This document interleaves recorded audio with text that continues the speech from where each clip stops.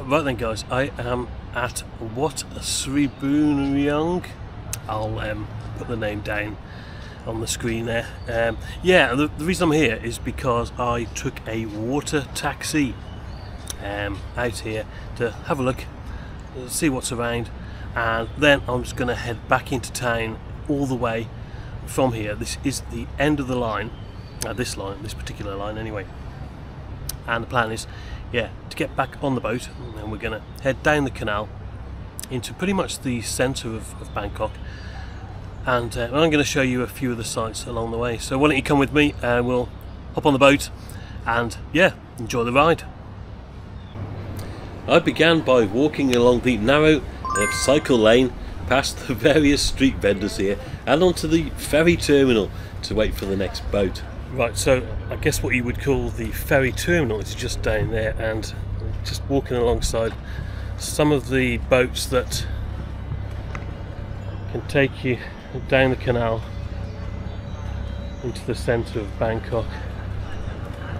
And you'll notice they've got these sort of plastic sides to them. And I think a few years back, when they went past another craft coming the other way, the wake of the boats and that just like splashed over everybody. So they put these plastic signs on now just to protect the travelling public, so to speak. Unfortunately, that means that though you might run the risk of getting wet, there's not a lot of breeze on the boats. But I was sitting at the front before, so maybe I'll head towards the back and see if that's a little bit better. Anyway, one's just left, unfortunately, while I was talking. I don't know how long it is till the next one, and I'd better find out the name of the terminus at the other end. Yeah, I'll tell you what, it's really warm. I'm getting slightly distracted here because I'm looking in the canal and there's like loads of big fish just floating around. So we'll see if we can get some pictures of that. I don't know if you can make those out, but yeah, it's really humid today, so apologies if I'm not looking my best. But yeah, it's just a case of waiting now for the size of those fish. It's just a case of waiting now until the next one is ready to go. I'll hop on board. The best vantage point I found was on a bridge that crossed the canal here, where before long the next boat to arrive at the pier was heading our way. Right, so here's one of the canal boats now, and what happens when it gets to this point here, the terminus, it actually has to do a bit of a, well, like an 11-point turn, something like that. It's quite tight, isn't it, looking at the length of these boats, but yeah, these guys are doing it all the time. So I'm going to head down the steps now to the terminal, the pier, which is just there, and yeah, pay my money. We'll try and cool down a bit. Hopefully there's a breeze, and yeah, we'll see how we go. Yeah, I thought there may be someone at the pier here who would like take the money, but that was not the case. And as you can see, I am a total novice at this, but you easily learn these things, and it's all part of the adventure, isn't it? The boat's finished its turnaround and it's reversing back up the canal, though this one isn't for us. Here's ours. No idea what the name is on the side, but I guess it's the number 95 according to the roof. And yeah, it's not hanging about, is it? You just jump on. There's a front, middle and a back, I guess. At this stage it's obviously quite quiet, so yeah, you just take your pick.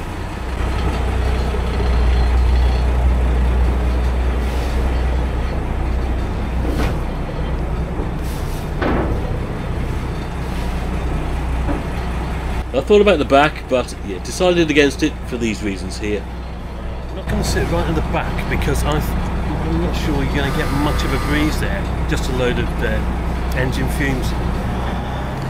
And then we were off, heading west down the canal as another boat passed us to starboard. And the boats actually they're quite long, aren't they? Very narrow, and they're short in height. Well, they need to be like this to fit under the many bridges that cross the canal network, and believe me, there are lots. All the stops en route are numbered. We're on the Khlong Saen Saep service east of Pratunam. The different piers are identified by a letter, E in this case, and a number. I'm starting at 21 for Wat Sriboonreung and working our way all the way down to Khlong, that's E1, and then Pratunam itself, which is the central pier and consequently not numbered. The canal carries on west from here with stops W1, W2, W3, etc. And you can buy a ticket for this section as well, but you need to get off at Pratunam. There are no through services.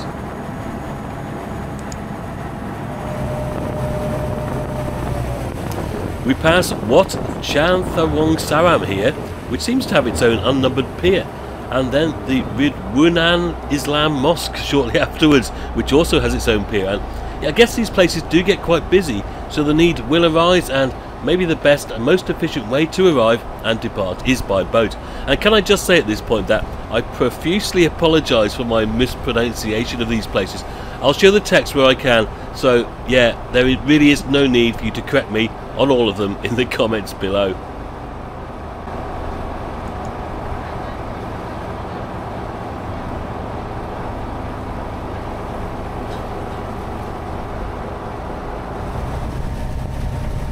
They're interested to see here that canal works are taking place, and boats, just like cars on the road, are asked to slow down as they pass.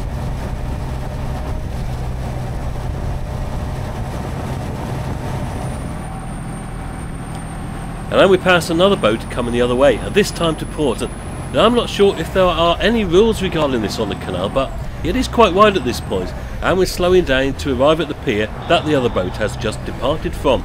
Safan Mit Mahat Thai Pier, number E18. Now we're not too busy at this point, but our boat will gradually fill up as we get closer to the city centre. So when another boat's coming the other way, it does make our boat rock around quite a bit. In the wake of the other boat. It's all good fun though. I'm just about to squeeze under some of these bridges by the looks of it when that's happening. As I raise the camera above the side of the boat, you can see Bangkok skyscrapers in the distance. I'm not too sure they have many tourists doing these trips, but there didn't seem to be any issues with me filming stuff. At certain points we pass junctions such as this one, Wat Sriboonreung, that leads off at right angles from the main Khlong Saen Saep Canal, and when you look at the map it runs for absolutely miles north through the city, this one. And you're noticing one of the crew members passing along the side of the boat. They're responsible for mooring up the boat in a fashion and collecting fares. You'll see more of this as we go along. Now, I was really enjoying it. You can obviously sit down if you want, but you can't see that much because of these plastic sheets along the side of the boat. And make sure, by the way, you take your hat off. Regardless of your appearance, you will probably lose it otherwise.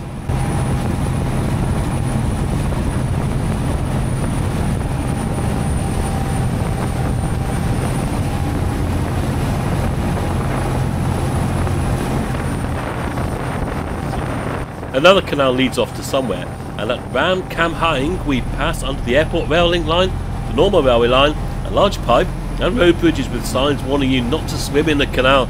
Oh, it's not going to be a pleasant swim, is it that? And apart from the boats roaring up and down all the time, arriving and departing from the various piers en route stirs up the water and the bottom, and it's emitting a foul smelling stench which, when combined with the engine fumes as well, is not particularly pleasant, nor is it much of an environmentally friendly mode of transport. Yet. Well, I've got a few thoughts on that actually, and I'll share those with you at the end of the video, but yeah, for now, it is what it is, unfortunately. After Sapan Khlong Tan, E13, we make a right turn and pass under these massive sluice gates. I couldn't find much out about these, so if anybody can help, I'd be really interested to know why they're there and what exactly their function is.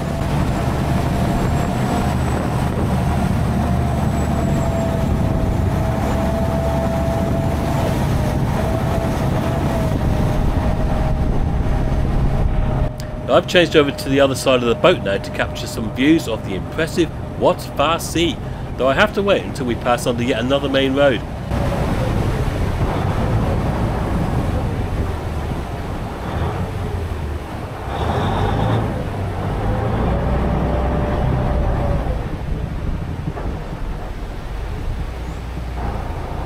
Now we slow down to approach another stop, Pier E9, the Ban Don Mosque. You get a good idea here of how little time we spend at these stops, with the crew member here taking a bit of a token gesture approach to mooring up.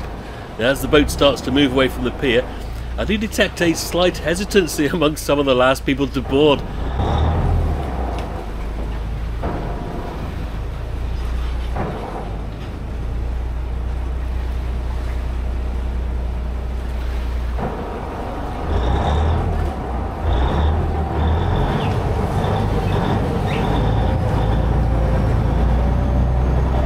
And we're off again, leaving the lovely flower boxes in our wake. I did wonder actually if any of the crew ever get left behind or just end up in the canal. Yeah, like I said before, that wouldn't be a particularly pleasant experience, would it?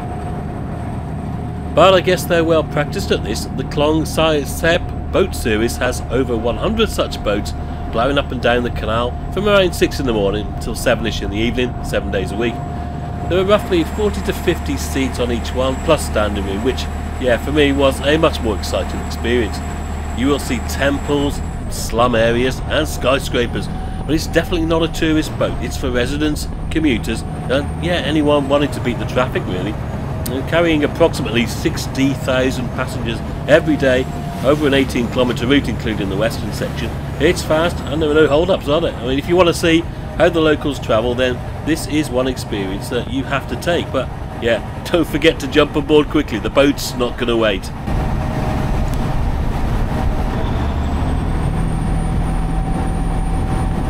And here you do get a better idea of how to pay for your fare, as yeah, the hardest working member of the crew is constantly travelling up and down the side of the boat collecting fares and issuing tickets. Now, cost for me, if I remember rightly, was 22 Thai bahts.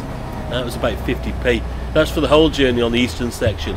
Total bargain really, and yeah, as you can see here, you do have to pay in cash. Just give the guy the money when he comes up to you. He'll take your ticket and your change if you need it.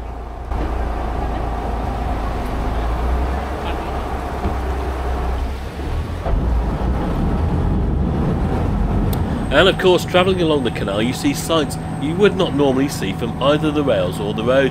The space underneath the bridges here are some people's homes, and not somewhere I'd like to stumble across in the day or night, to be honest, but yeah, I feel safe on the boat as we speed on past. Another pier here, but we're not stopping. If no one's waiting and no one's asked to get off, no, the boat's just going to carry on, isn't it? It's basically the same as a request stop on the railways, and yeah, now it feels very much like we're in the middle of the city with all the tall buildings around us.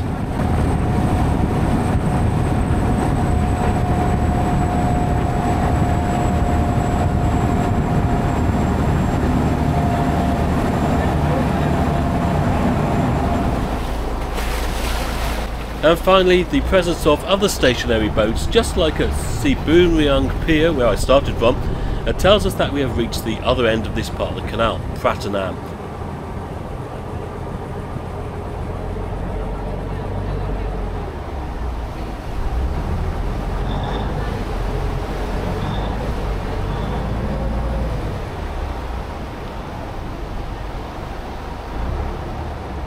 We moor up on the right hand side, and yeah, with most of the other piers we've stopped at, the boat's engine stirs up the sediment and all sorts of other stuff I would imagine lying on the bottom, and fills the air with its pungent aroma. A great experience this. I mean, it's not a technical knowledge dump of everything to do with Bangkok's canal system, but it's just to give you a bit of an idea really. If you ever end up in this part of the world and you want to do something a little bit different, then yeah, give this canal system a try. I disembarked and just hung around on the pier after everyone else had gone to just take a minute to summarise the journey.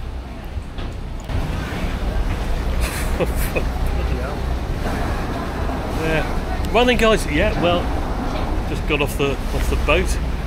It's not the most environmentally friendly mode of transport in the city, is it? You know, maybe they should be converted to or replaced with electric boats, these, like they have done on some of the other stretches of canal in Bangkok. But yeah, price-wise, and for about a good half an hour really from the one end to the other. That's pretty good, and maybe it's a part of Bangkok you wouldn't normally see. Pretty much off the tourist trail, I would say there weren't many tourists on there, only like people looking like me. But yeah, hope you found it interesting. Thank you very much for watching. I'm sure you'll join me on another adventure soon, and as always guys, cheers for now.